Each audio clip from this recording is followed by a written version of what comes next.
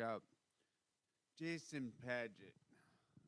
I know he's on Spotify, so I'm sure he's on here.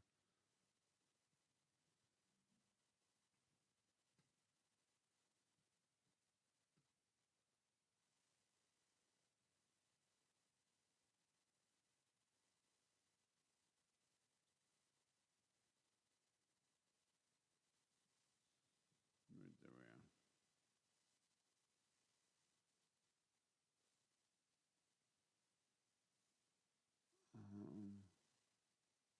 All right, so this guy woke up with what's called acquired savant syndrome.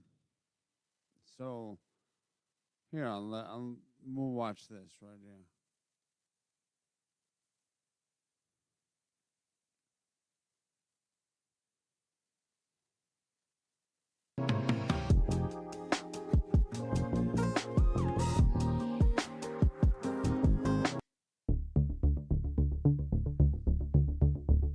The first several months is kind of a blur.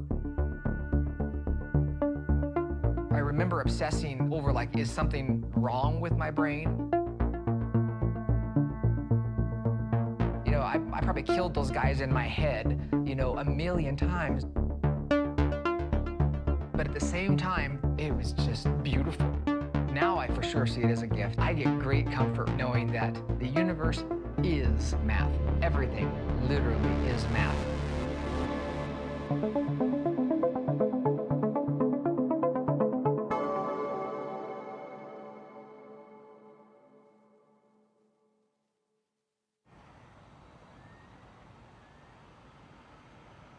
In the 90s, it was the I haven't seen this. This will be reaction video, I guess. This guy has acquired savant syndrome, so he woke up and he knew quantum physics. Now, that happened to me too, I guess, but I don't know the math. Maybe he knows the math. I don't know. Let's watch this. booming times for futons. You could own a futon store and do really, really well. The economy was doing well and the margins were good. It was the golden age of futons in the 90s, for sure. I was a completely different person back then. I worked out 6 to 7 days a week, and I had a spiked hair on top and a mullet, and literally everything revolved around partying and chasing girls and goofing off. I had been to this little karaoke bar before. That night, I went there, wound up singing a song, had a Coke, and left. As I walked outside, two guys, they're walking behind me. One of them just smashed me right in the back of the head. For a moment, I didn't know where I was, how I got where I was, and everything was spinning, and I was getting kicked in the face and punched. I remember this feeling of, I am alone, nobody's gonna help.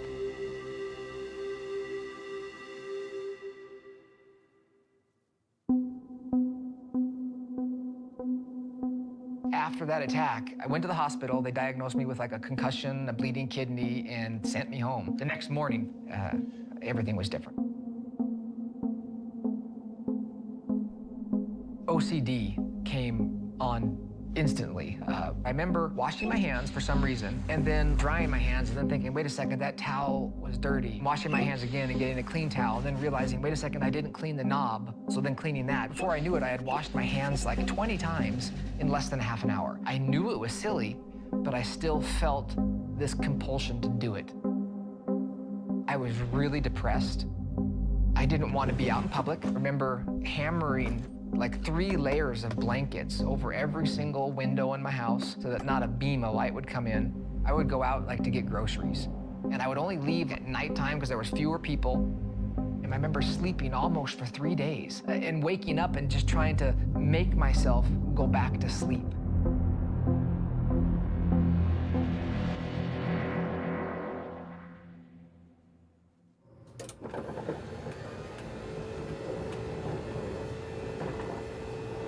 We have this knowledge. The brain is capable of calculating these amazing things.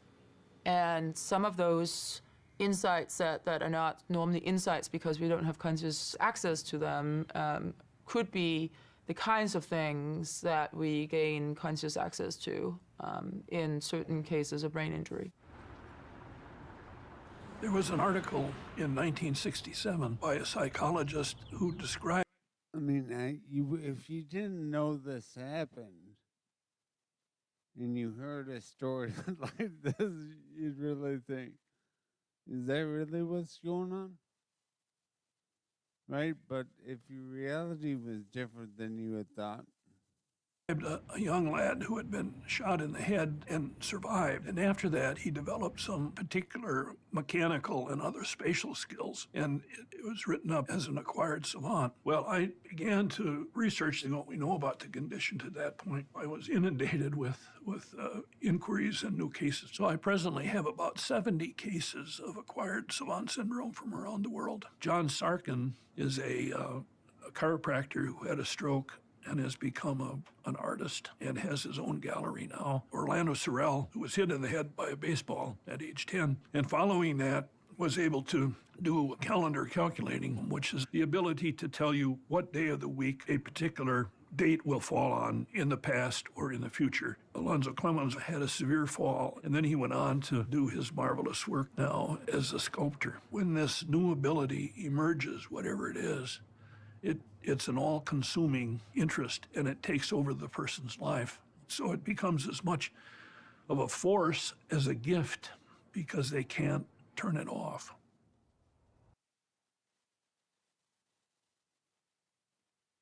Excuse me, you're reading wrong. Put these on. Show me your book. I'm gonna take a picture of it. Now it's gonna scan it and read it to you. It was a very dark, bleak time, but at the same time, there was this beauty to the universe and to the way things moved that I had never seen before.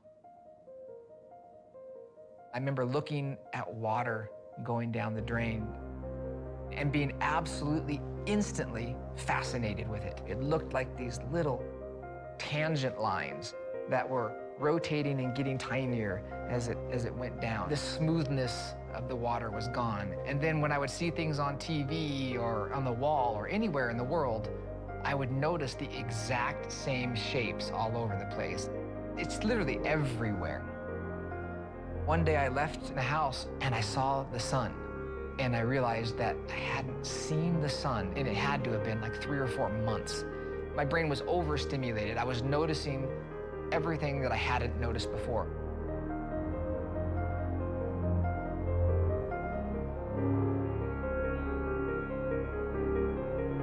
The clouds and water and light bouncing off water.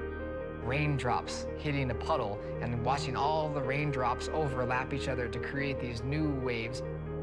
I knew it was math, and I knew it was all related to pi.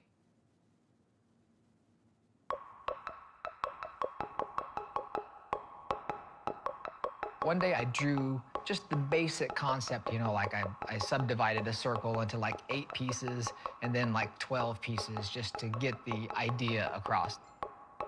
As I drew, it became very therapeutic. It's like the one time that all the stuff that is going on in my head kind of goes away. You know, I forget about germs, I forget about everything, and nothing exists but what I'm doing.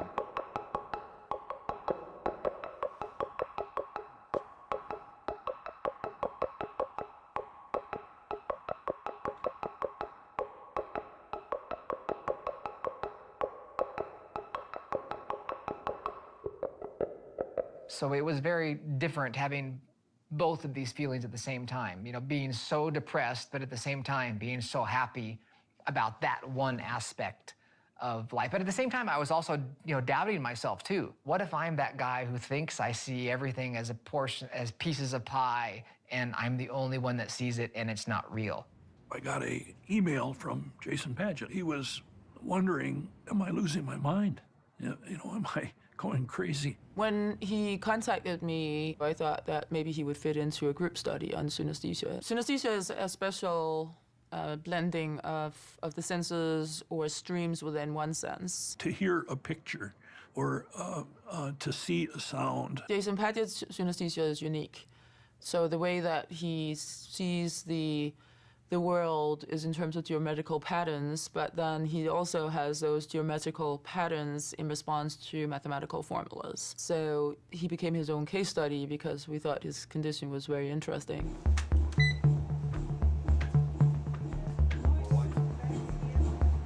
An fMRI is a kind of brain scan that measures the amount of oxygen in the blood in different areas of the brain. They put me in the machine. They would have a little screen in front of me, even though I'm in that little tube. So we were in a random order showing formulas that would induce his synesthetic images, and then dummy formulas that did not induce synesthesia.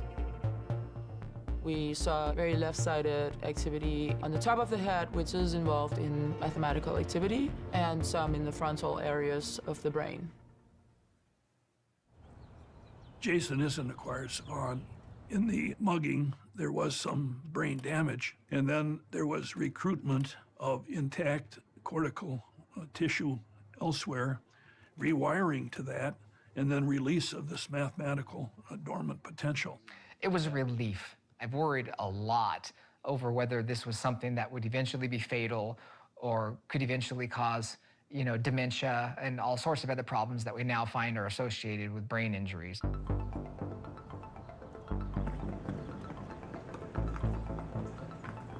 What really changed everything was going back to school. I still had OCD really badly. The first day coming into class, I had a suitcase and I had bleach, wipes, and all this stuff, and I cleaned off the entire table and the chairs. And my teacher graphed an equation. And I said, "Do you mean all these equations you can graph into a shape?" And she goes, "Yes." And I go, "Then we are talking about the same thing, just in two different ways." Jason is one of the most memorable students I've ever had. He was seeing these things which exist in the world, but he didn't have the mathematical vocabulary to communicate them to other people clearly. He could not stop drawing these things because he was so desperate to communicate it to somebody else. It gave me an outlet to talk to somebody who knew what they were doing in a traditional math sense. And it wasn't just going back to school to learn stuff. By going back to school, it made me come back out into the world.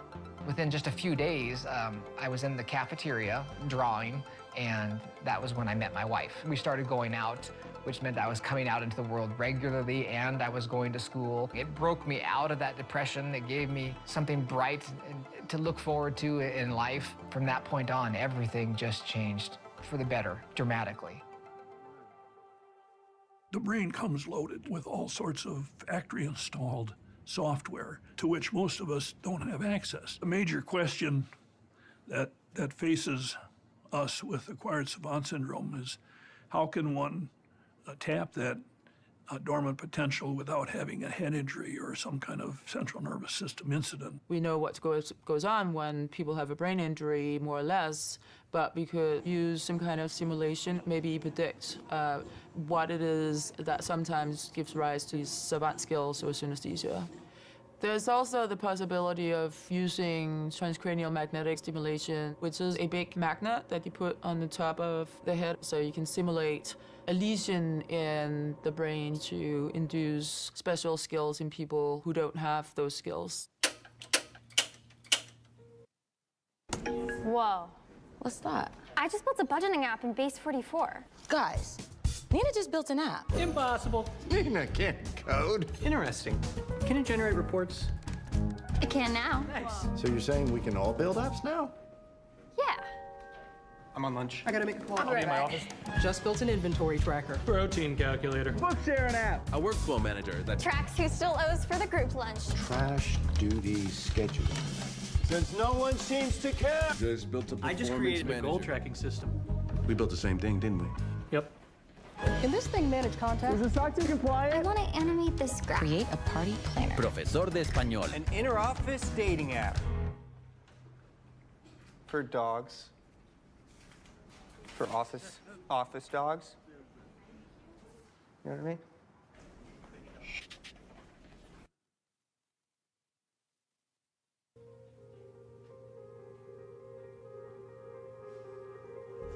Just like religion gives a lot of people solace, math does that to me.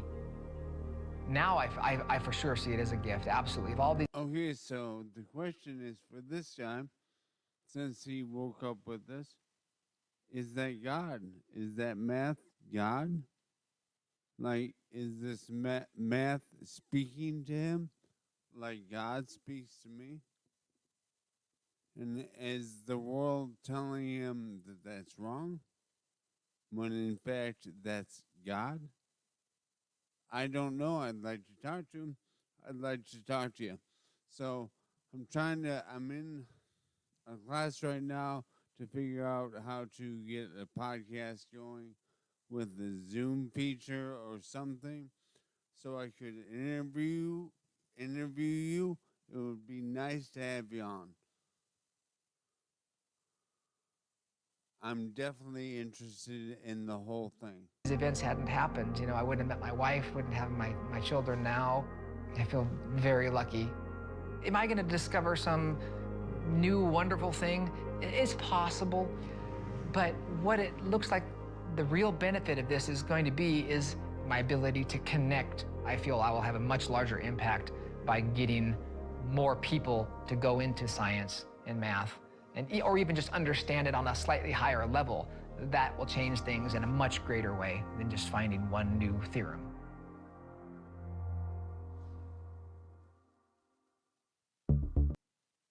Definitely interested in where he sits with what he thinks about God. Be very interested to hear that because he has a story that reeks of God.